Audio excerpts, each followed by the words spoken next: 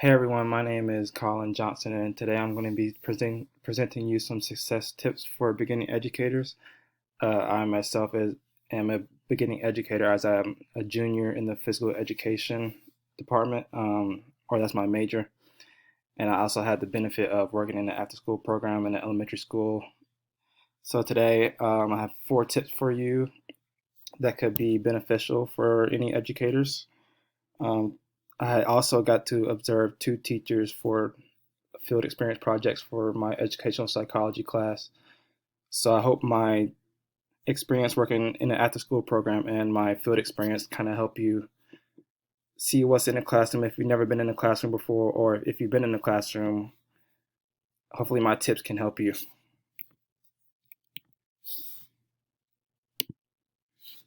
So to start out, these are the 4 tips that I have for you: classroom management, behavior slash discipline, motivation, and being a role model. The first tip is classroom management, which I think is one of the biggest things that teachers need to know about or have. So the first thing is model ideal behavior. So if you want your students to know how to behave in your classroom, so you can model that by positive choice making, clear communications with your students, um, and kind of just representing yourself, how you want your students to represent themselves. Also, you need to establish rules and expectations early. I think you want to do this maybe the first couple of days of the first week of school, or maybe even the first 2 weeks of school. Because if you don't have clear rules and expectations, if you don't set those early, then maybe your management, it might not be able, you won't be able to get your students kind of to the level you want them to later on during the school year. So if you establish those rules, which maybe will be like respect each other, respect yourself, respect teachers, respect any other classmates in other classes, whether that's in the classroom, out at recess, lunch, specials. Just make sure you have those rules and expectations early, because you don't want to go back in the middle of the year in like November and have to go over each rule and expectation that you already set. You also want to create a fun, safe environment for your students. So having this, your students will be able to enjoy your classroom. It makes them want to come back to your classroom and school every day. And also, it's just a great thing to have, because your students want to have fun, and most of the time when they're sitting there learning, you also want to have fun activities and tasks for them, because a school day is a long day and students sit for 7, 8 hours a day. So you want to be able to have fun, and also want your students to be safe. You want to give praise during your classroom management, because let's say if you have 2 students sitting next to each other and one's paying attention to you and one's not, you might want to say, "Hey, I see so and so doing a good job sitting there learning," and then that person next to them might scoot up in their chair and kind of redirect themselves to redirect their focus to you. So kind of those things. Or let's say one of your students did a good job on one of their assignments. Maybe give them a high five, fist bump, that kind of stuff. Having a rewarding system is really good too in your classroom management, because if you give a reward and a student that's maybe not behaving in your class, they see that and they think, okay, maybe I need to conduct myself in an appropriate manner, so I can get a reward. Or they see one of their friends get a reward and they can't get that reward, or they may not be able to, get extra playtime. Then that makes them want to do that. So kind of having a good reward system, whether that's candy, prize box, or extra recess, or maybe like an extra session after class. Those kind of things will help you with your classroom management. Have a plan for behavior problems. So if you don't have a plan, then just kind of go with the flow and kind of think of something on the spot. And you don't want to do that, because let's say a student is a student is continuing misbehaving in your class, um, and let's say you don't have like maybe a system for them to maybe take a little recess, or have them like discuss what they did with you, then that behavior might continue, or they just might you might not have the ability to manage them. So you kind of have a plan for that, and also don't get frustrated or discouraged. It's going to be tough, but you can get through it. Just remind yourself that you got this. You're doing okay. Just don't get mad or frustrated. Number two is behavior and discipline. So my first is have clear communication of what their behavior should be. So this could be how you want them to behave in your class, outside, in gym, music, art, or any other electives they have. So you could say to your student, okay, I want you guys to respect each other, respect yourself, don't put your hands on one another, respect each other, how you want talk to each other, how you want someone to talk to you, stuff like that. And also when you're reacting to a situation or a student, be mindful of your reaction, because if you like yell or scream or kind of show bad body language, then your student won't react, maybe not react to that, and you don't want that. So you just want to kind of calm your mind,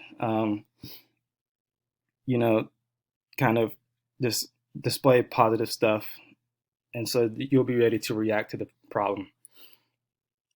Discuss incident actions with students. So one of these things with my ASP kids is what I like to do: discuss their incident or actions that they did. So what I do is like pull them to the side. I talk to them, ask them what went wrong, what did they do, and just kind of break it down with them.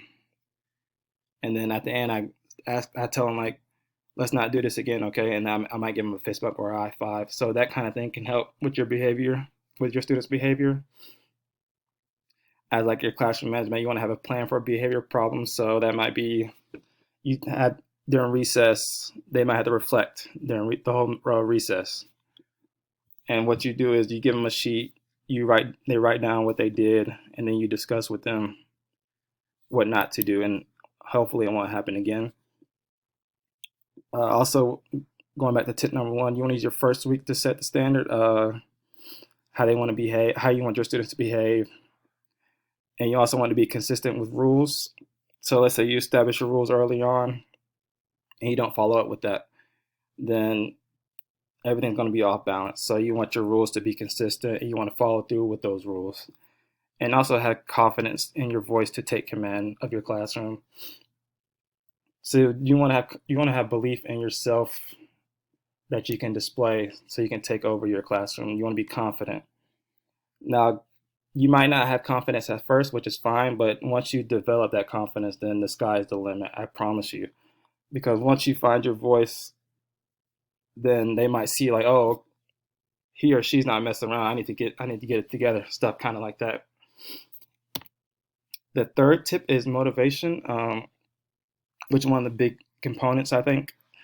So you want to have tasks that are interesting and engaging to your students, because students are sitting for a long time, and if they're not engaged, then they don't want to learn, or their mind might be somewhere else looking out the window or talking to a friend.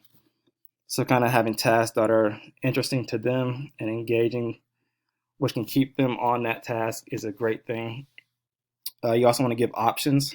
So you could have maybe an assignment that's they have them doing this thing, but if a student doesn't like that, then you can have another option than doing something else. And students like that because they may not like that first option at all, and they may say, I don't want to do that. Well, then you have a backup option, a plan B, and then they might be interested with that option. So kind of having options with your tasks or assignments or maybe games or anything like that is a great thing. Also, you could have students come up with ideas. So let's say you're having a tough time with motivating them. Maybe you can pull a couple students aside or at the class and ask them, like, hey, what kind of stuff do you like to do with the lessons that we learned so far? Or how can I make such and such better? Then they might be able to come up with some ideas that you can implement into your lessons. And then now they're ready to do that kind of task that they designed. You could also give praise, which is a big motivating thing. because students want to be seen. And you might have that one student that really wants to be seen, and you haven't really seen them yet, or you have to say, "Hey, you did a good job today." So just make sure you're paying attention to all your students, giving them praise, high five, fist bump, or say, "Hey, I really like the way you learned. I really like the way you focused in my class today." Stuff kind of like that. You could also give encouragement on effort. Um, so you want to give encouragement on effort. So let's say student got a question wrong. You could say, "Okay, you're close. You're doing a good job, but try to keep thinking." Stuff kind of like that. Just have them let them know that you see their effort and you see that they're trying. You want to give kind of that kind of stuff. And you also want to develop a relationship with your students. So once you have a relationship with your students, they're more likely to be motivated to do your lesson plans or whatever task you have for them that day. And you also want to be inspiring. The last tip I have is being a role model. So what you could do is model positive choice making, which could be like maybe a healthy lunch choice that they see, or they see the way you talk to someone or talk to a coworker or another or a student. Just make sure you're modeling positive stuff. Represent yourself as you want your students to represent themselves. So you really want to do this because if they see you doing something in a good way, then they might be like, "Hey, I want to be like Miss So and So or Mr. So and So or Coach So and So." So just make sure you're conducting yourself as you want your students to conduct themselves. Also, you want to apologize and admit mistakes because mistakes are going to happen. And you want to say, "Hey, okay, I said I was going to do this, but I didn't do it. I apologize." And then your students will take recognition of that and see that, okay, if Miss So and So or Mr. So and So makes mistakes, I make mistakes too, then it's all okay. Another thing is respect. Respect yourself and respect your students because you want your students to respect you, but you have to earn their respect first. You can't just give it. They can't just give it to you. So make sure you respect them. Watch how you talk to them, how you talk to other staff members, how you go about your day, stuff like that. Communication, how you communicate to your students, what you say to them, or how do you react to something, or let's say you're talking to a student one on one, and your tone may be a little different than your body language. Just make sure you're effectively communicating to your students, and also you want to value your students. You want to provide value for your students because they see that you care about them, and that's what you always want. You always want to care about them, and they take notice of that. So those are the 4 tips that I have for beginning teachers. I hope they helped you out. And also another thing I would say is don't be hesitant to reach out for help, and whether that's a coworker, principal, assistant principal, anyone in your school, or maybe a family member. Always reach out for help because if you don't know something, then later on you're going to regret not knowing what to do in a certain situation or how to talk to somebody, or hey, how do I go about this, or hey, how did you do this in your class, stuff like that. So just make sure you're asking around for help. I think with the field experiences that I had and working ASP, just seeing how other teachers respond to stuff, I think that's really helped me out a lot, or how they manage a classroom, how they manage their classroom, how they manage wherever we are in ASP has really helped me develop as someone who's going to be an educator in a year or two. I think that's really helped me out a lot. So that's what I would say with my field experiences that have been really beneficial, just observing teachers that have been doing this for a long time and see how they go about, whether that's behavior problems or motivating a student, how they communicate with their students, how they talk to their students. Do they give them a high five or congratulations on something, stuff like that. So hopefully these tips help you out in